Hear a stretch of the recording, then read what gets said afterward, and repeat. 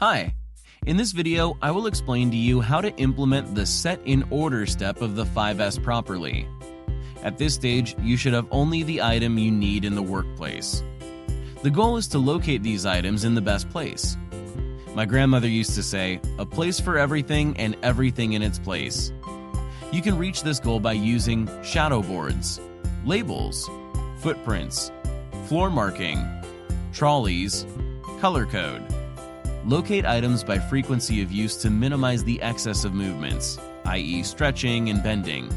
You can use the spaghetti charts for analysis with the team to test different layout before starting labeling. Ergonomic principles and safety should have a key role in this step.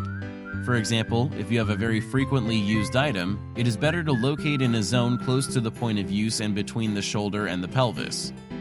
During the set in order, you have to be like an engineer that works closely with people that normally works there to reduce waste with their complete embracement of the solution.